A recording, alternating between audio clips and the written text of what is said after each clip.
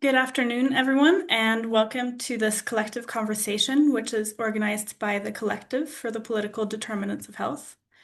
My name is Emma Sandvik Ling, and I'm a PhD research fellow at the University of Oslo, and I'm also a member of the Secretariat of the Collective for the Political Determinants of Health. The collective is dedicated to advancing research on how power constellations, institutions, interests, and ideological positions affect health within different political systems and cultures and at different levels of governance. And the Collective Conversations event series aims to bring an original and critical lens to global health debates by discussing how the political determinants shape health outcomes. This event is titled From Trade Agreements to Health Policy, Rethinking the EU-Mercosur Agreement, and features collective members Deborah Gleeson along with her colleague Luciano Bottini Filho.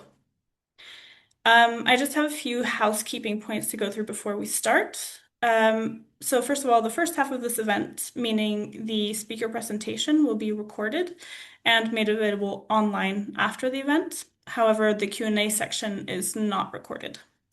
Audience members are encouraged to ask questions either by using the Q&A function, which you find at the bottom of your screen, or by using the raise hand function to ask questions directly. The next collective conversation will be later this month on the 26th of May, and I will post links to that in the chat in a bit. And if you wish to stay up to date with future events and other activities in the collective, you can also sign up to our newsletter or follow us on LinkedIn, and I'll post links to all of it in a minute. I will now hand over to our chair for today, who is Judit Rius Sanjuan. She is also a member of the collective. She is a lawyer and global health policy expert on innovation and access to medicines with over 20 years of experience designing, managing, and implementing strategies to promote the public interest. Her professional background includes experience at the United Nations, civil societies, academia, and the private sector. And most recently, she was the director at the Department of Innovation, Access to Medicines, and Health Technologies at PAHO. So I hand over to you. Thank you, Emma. Welcome, everybody. I'm delighted to have been invited to moderate this very interesting discussion. And I'm accompanied by two experts in the field. So I think it's going to be a super interesting conversation. I hope you all are going to be actively participants. I've been a member of the collective of the Political Determinants of Health for many years now, and I think this type of initiatives of bringing together international, interdisciplinary group of scholars and practitioners to discuss and share research as well as policy developments is a very important and very impactful way of working. Today, specifically, apologies for the background. Today, specifically, we will be hearing from Luciano Bottini Filho and Deborah Gleeson. And they're going to be presenting on a paper that they co-authored with Pedro A. Villarreal that was published in 2026. So it's a quite recent paper.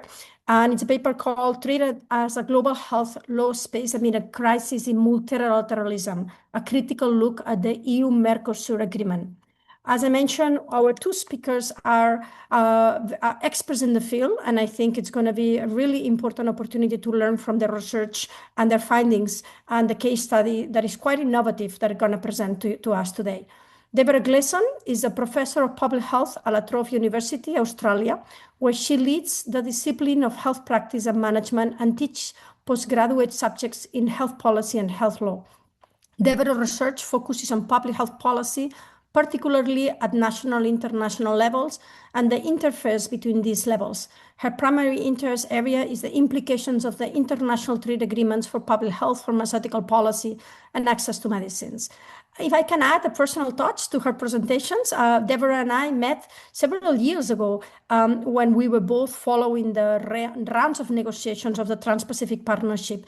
I have to say, I've never met an academic who is so involved in the practice of trade and access to medicines and health, and who's so effective in really shaping international, in that case was a regional trade negotiation, bringing the policy space that member states need in public health and access to medicines in a very effective, data-driven and articulated way. So really, Deborah, it's a pleasure to reunite it after so many years. As a practitioner of the field, it's really a pleasure to have academics working not only on writing papers, that is very important, and presenting them, but really shaping global negotiations as you've done over the years, and specifically remembering your excellent work in the TPP.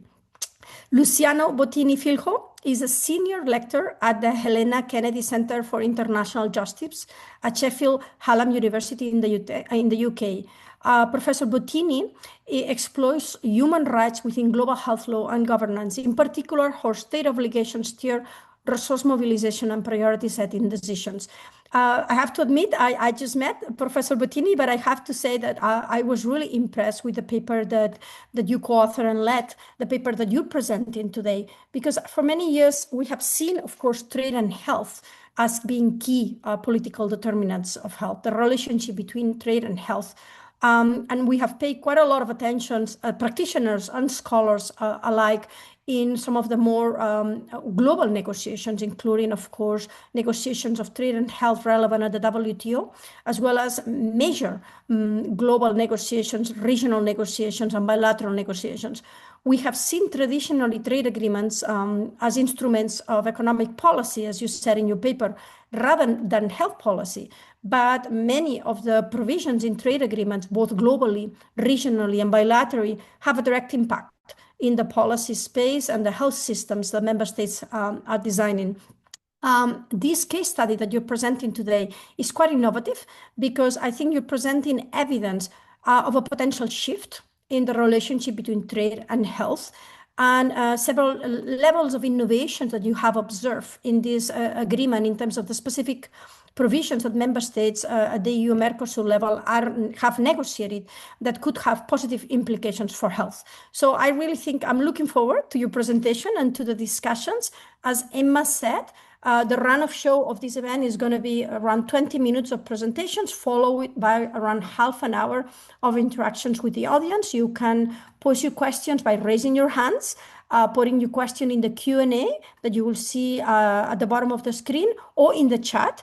We are going to allow questions. Emma and I are going to read the questions that you post, but of course you can also make the questions live if you raise your hands after the presentation. So without further ado, I would like to invite both Deborah and Luciano to start their presentations, and I'm looking forward to the discussion following that. Thank you.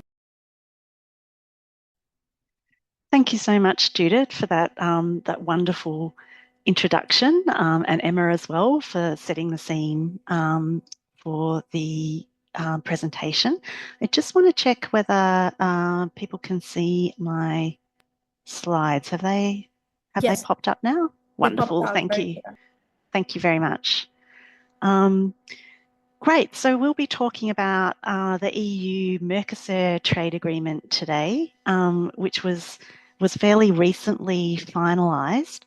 And the paper, as Judith mentioned, the presentation comes from a paper that we published in a series in Agile Unbound in the American Journal of International Law, a symposium called Global Health at the Crossroads.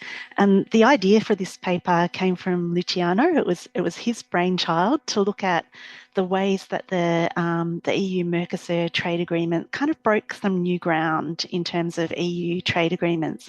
And this has actually sparked a bigger program of work for us that we're embarking on, looking more closely at some of the recent EU trade agreements. And Luciano will talk a little bit about that later on.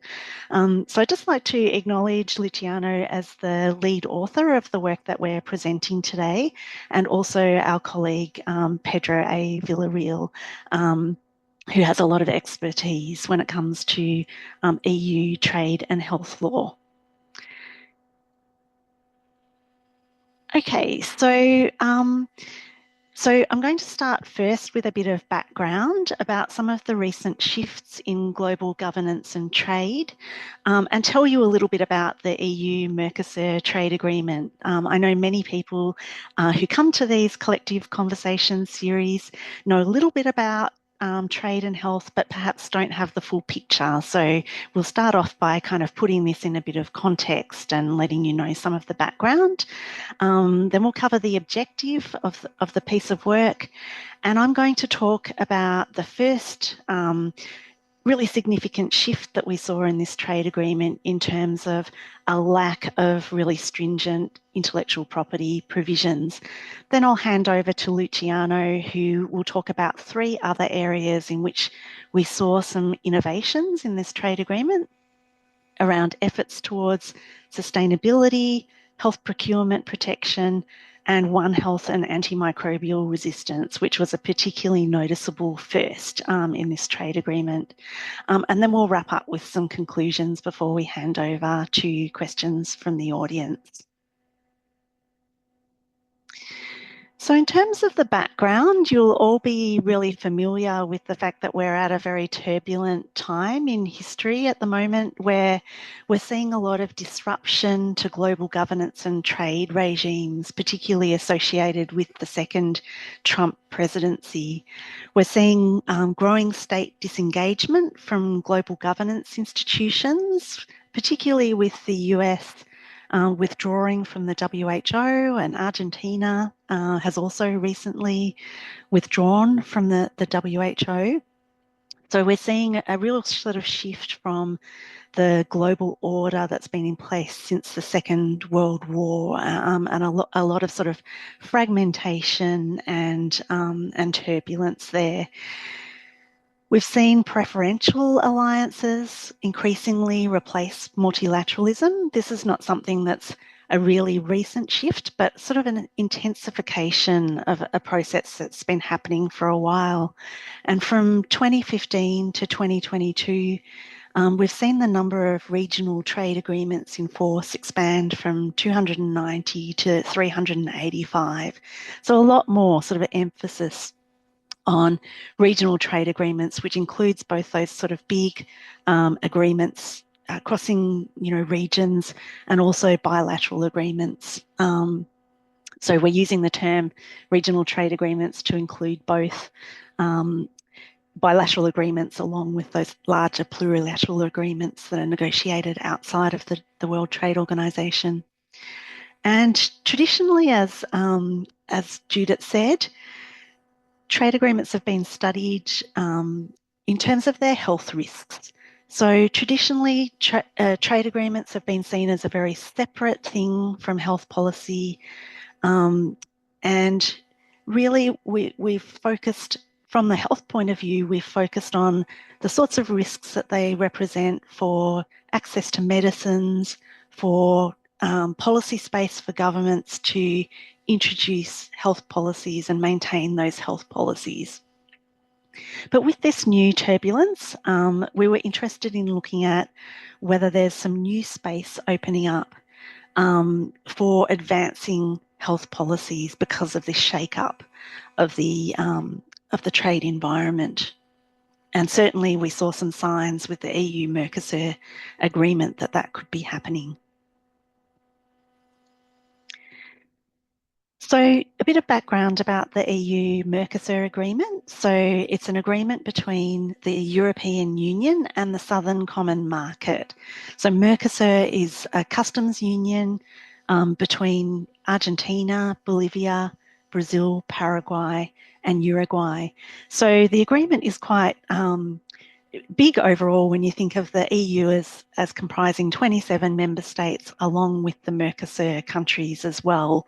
And this agreement's aiming to expand an economic exchange worth 25% of global GDP or $22 trillion.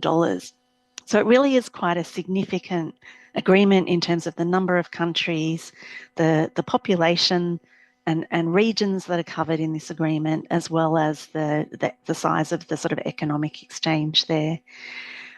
This agreement was negotiated over a long period of time, so 25 years of negotiations of stopping and starting, and the trade component was finalised in December 2024. In terms of the current state of the process of negotiations, it's a little bit complicated, and Luciano will come back to this a bit later in our talk. But the trade component has been finalised, and it was signed by the European Council in January 2025. It's in a sort of current state of suspension because the European Court of Justice has to issue a ruling before it can come into effect. And the part of the agreement that's about investment actually needs to be ratified by all 27 member states. So the process is still sort of in a state of flux at the moment. So our objective in this paper is to examine the recently concluded trade component of the EU-Mercosur agreement and look at the features that have implications for health that are either breaks from recent practice, which is the case with the intellectual property chapter of the Mercosur agreement, and also the areas that might represent significant innovations with respect to health. So I'll next talk about the intellectual property chapter of the EU-Mercosur agreement, which is notable not so much for what's actually in the chapter, but for what's not in it. So this represents a deviation from the general trend over the past few decades of stronger intellectual property protections for pharmaceuticals that have been included in US and EU trade deals.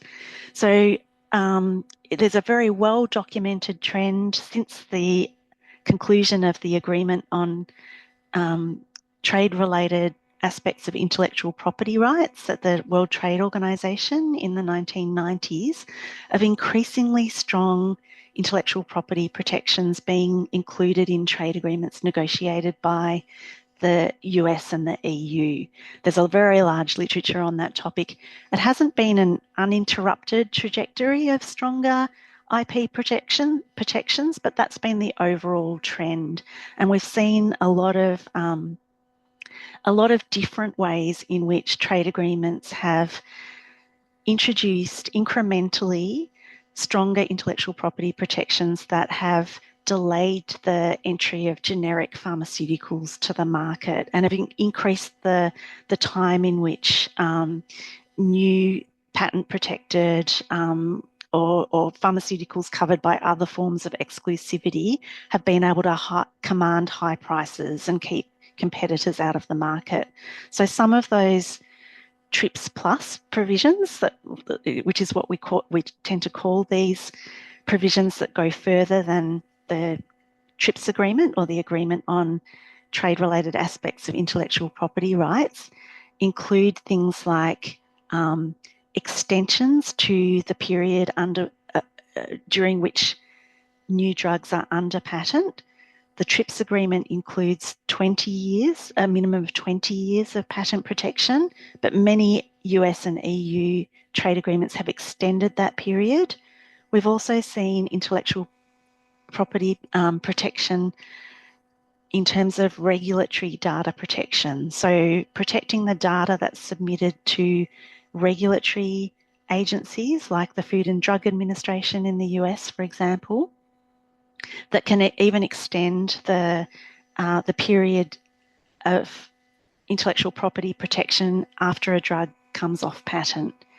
And we've also seen expansion in the different types of patents that can be issued beyond just the patent on the original pharmaceutical product to include what we call secondary patents, like patents on processes, patents on new formulations of products, and so on. So these have been typical features of US and EU trade agreements, and certainly the last few trade agreements that were concluded before the EU-Mercosur agreement saw many of these types of TRIPS plus IP provisions. So the agreements that the EU concluded with Vietnam in 2019, with Chile and New Zealand in 2023, each included these types of TRIPS plus provisions. But when the final text of the EU-Mercosur agreement came out, it was really notable for lacking those types of TRIPS plus provisions. So the final text included, of the patents part of the intellectual property chapter, included only a single article requiring each party to make their best efforts to accede to the Patent Cooperation Treaty. So this was a really stark contrast to previous EU trade agreements, and really raises the question of, is this something that's just a feature of this particular trade agreement, or does this signal a shift in EU policy where it's perhaps being prepared to take a more flexible approach to the accommodation of its trade partners' concerns around intellectual property and access to medicines? So I'm going to hand over at this point to Luciano, who's going to take us through some of the other interesting parts of this trade agreement. Thanks, Luciano. Hi, thanks, Deborah. Thanks, Judit, as well, and Emma for inviting me for this talk. So I'm going to pick up from the chapter on efforts towards sustainability. And as Deborah already, the provisions that have impact in global health governance. Yeah, and this is the type of a chapter that actually, different from the IP, we already saw before, there's a trend today including sustainability provisions within trade agreements. Yeah, that's not so original compared to the break with the IP policy from the EU. But actually, this was actually intensified in this agreement because there was some policy that was very important in the relations between the EU and Mercosur. So compared to other agreements that have been negotiated with the EU, there's a lot of pressure in terms of the environmental impact of the exchange of the trade between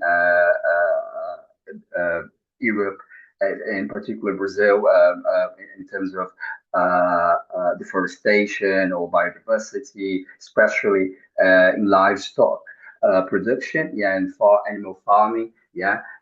So it was heavily debated, yeah, how much sustainability would feature, yeah, and to a certain extent, even though the main scope, the main intention was to protect the environment or to achieve climate change targets, there is an indirect, or there's a contribution to global health governance, yeah, especially because we're talking about reducing harms, yeah, that can impact health due to climate change, yeah, and also there's including within sustainable development, there are provisions related to labor protections, yeah, or worker rights, and that's also impacts to occupational health and workers' health. Yeah, so this was a very important. This is a very important provision that that can contribute to global health governance. Yeah, and it makes some reference to sustainability related to supply chains, but not exactly in relation to health systems. Yeah, but it does look at in terms of the impact of supply chains on the environment. It could go further than it is, not so explicit on health, but that could be interpreted as well in terms of including the environmental impact of pharmaceutical industry or products, health-related products. Yeah, the most important feature in this chapter is the reference to the Paris Agreement, which during the negotiations it was argued that it was proposed that it would be placed as an essential element for the agreement. Yeah, it will be a central feature. So that will mean that if those targets in the Paris Agreement, as you may be aware, is the main instruments governing the reduction of gas emissions. Yeah, and so that contributes to climate change. So the original idea was that if one of the parties breaches those targets, that will be consequences. Yeah, and some trade agreements with the EU have those kind of essential clauses. Yeah, in particular in relation to democracy, rule of law, human rights. Yeah, so the idea was originally to ring fence that agreement in case of policy that would interfere with these targets. The agreement could potentially be suspended, but that was watered down. Yeah, there's still a mechanism within the agreement that creates a channel for cooperation. Yeah, so if one of the parties realized that the targets are not being met or the policies are interfering with the Paris Agreement, yeah, they can report, they can start consultations. Yeah, if those consultations between the parties doesn't result in a conclusion, or they're not satisfied with the outcomes, they can refer this to a panel of experts. Yeah, that can send an independent report to discuss what kind of policies that need to be in place. Yeah, to avoid violating the terms of the Paris Agreement. And then if after this report, that goes into a subcommittee that monitors the implementation of the Paris Agreement. However, there is no mandatory, there is no enforcement other than this monitoring mechanism. So many advocates, many climate change, environmental organizations were not happy with the way this provision was set out. Yeah, it is innovative in a certain sense. We generally don't see this kind of reporting mechanism, but didn't go as far as many activists would like. So it's not totally enforceable, but creates a certain monitoring system, yeah, and a dialogue related to those sustainability goals. Next, I'm going to move. So Deborah could, yes. So now we're in the chapter on health procurement. So actually, in the annex of this is a very interesting provision, I think. And something that really I felt that was quite unexpected, yeah, because that was not discussed. So different IP and sustainability are themes that can come up during negotiations, and there was a lot of callers about the environmental impact of this new agreement between the EU and Mercosur.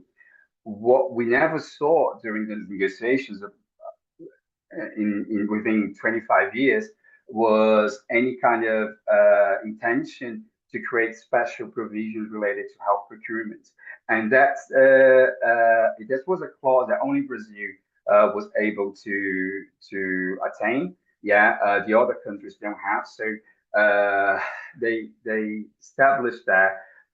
So originally the agreement would reduce, yeah, or put all the partners in equal standing in terms of access to procurement. Yeah, so government purchase or government contracts. Yeah, so they would reduce, or they would have to accept bids or avoid disadvantage in competition with suppliers from the EU, so that everybody would be in the same level. What happens is that Brazil had and that was justified in relation to the pandemic, as a result of the pandemic, given the disruption of global supply chains, and also the need to build the internal capacity to produce pharmaceutical products. The government said that they could not accept that external partners would compete on the same level as national producers, national companies. Yeah, and that's because Brazil has a long running program on to develop its industrial complex. Yeah, in relation to pharmaceutical technologies and actually special particular developing new vaccines or medicines that are not produced externally. So not only different to India, for instance, that's well known for producing generics. Brazil is investing the government through public-private partnership, through domestic, to different kind of policies. They were trying to develop new technologies for diseases or conditions that are not they are local or tropical diseases or they are not supplied by research and development abroad. Yeah, so there's a very special context that they wanted to protect. So, but this was never that was very surprising because it was never part of the agenda. When the deal was announced, it was all over the media in Brazil, and but there was no pressure. There was something that was pushed by the government and was negotiated. So it's very interesting to see how politically they secured that exemption. Yeah, for some very important interests. Yeah, and when they announced the clause that they protected the health system from external from competition, from being flooded by companies from Europe. That was announced as a matter, as a matter of fulfilling the right to health or protecting the state sovereignty in relation to health policy. So I think this was quite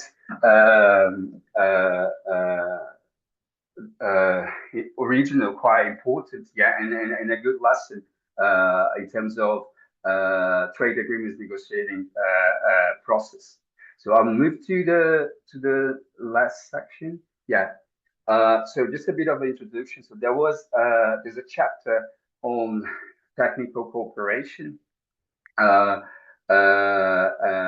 relation to agri-food chain. Yeah, and I think for the first time they feature in a big trade agreement. I've seen this term only be used in a cooperation agreement between China and Hong Kong and Macau, but not as a traditional trade agreement as this case. So probably the first regional trade agreement featuring this notion of own health as I'm not for those that are not don't work with global health security and public health. One health is this approach that understands the design policies and consider the interrelation between animal, human, and environmental health. Yeah, so it's very important, for instance, for zoonotic spillover. Yeah, just as COVID, that's kind of one of the hypotheses is that the virus came from an animal source and jumped into a human host. So this idea that you have to look those three elements as a whole, and especially for control of disease. Yeah, transmissible, communicable disease. It's very important. Yeah, it exists for a very long time, but the pandemic brought this to the fore.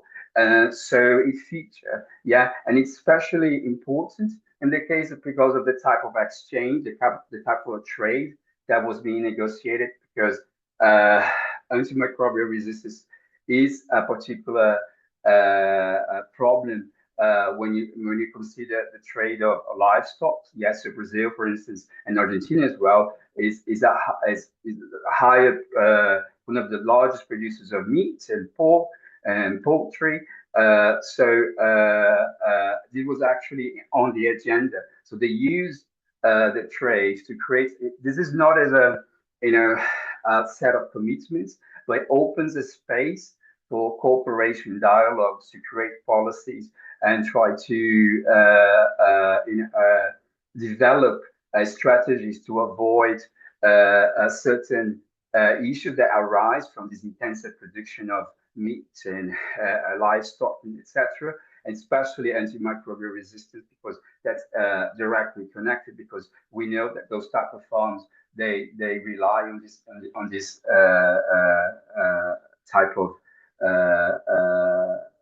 drugs. So just to conclude here, can you move that, please?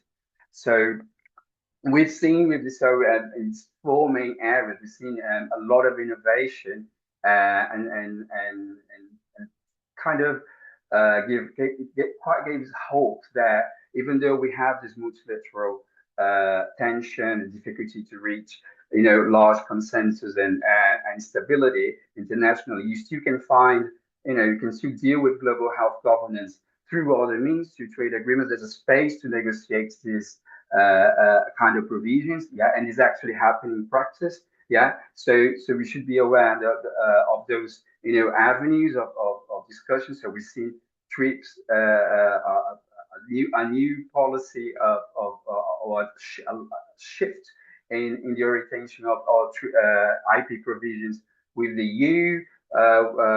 We've seen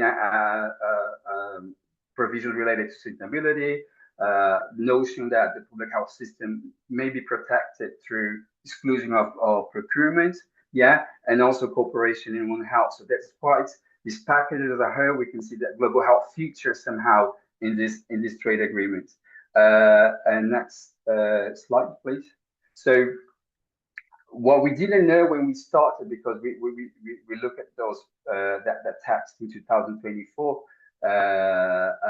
But the EU was embarking on a journey of clinching new deals with other countries as well. So now we have a pool. So all those, what we saw as a shift, we can look at from a wider perspective, from the agreements that were signed after. So now we have the EU-Mexico agreement concluded in January 2025. We have the EU-India agreement in January 2026. It's also the EU-Australia in March 26. So there are new developments in terms of EU trade practice, and now we have a pool of instruments that we can compare and to see whether these shifts are establishing what is the behavior of the EU in the future and how much those provisions are being upheld in other agreements. So that's the area of further investigations that we are working on. So thank you for your time. And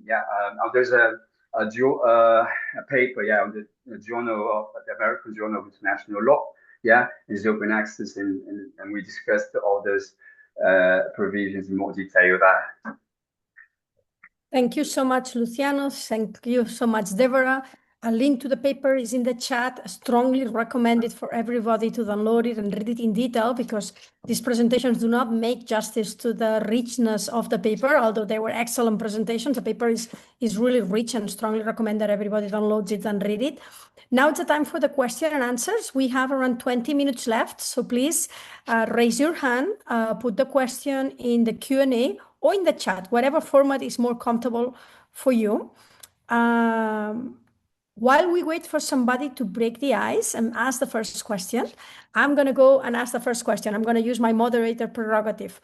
So I do think you have found a very interesting shift in trade and health. I mean, we do know that there's been shifts on intellectual property in the past. I'm remembering the new trade policy with Peru and Colombia, I believe, under the Bush administration, where some IP provisions that traditionally have gone maximalizing, going more IP in all the trade agreements with the US, some of them went down, and there was more flexibility for Peru and Colombia to have more policy space on intellectual property. Of course, the TPP, Deborah, that was quite an important success story, not only on intellectual property, but also on other chapters. But I think the positive agenda that you have unlocked, the flexibilities, the positive agenda that you have unlocked is not only, as you say, what's not in the agreement in terms of not committing member states to have less policy space on intellectual property, But you have unlocked and you have found that there is in fact positive agenda on other chapters, protecting health systems of Brazil and the procurement policy, but also the national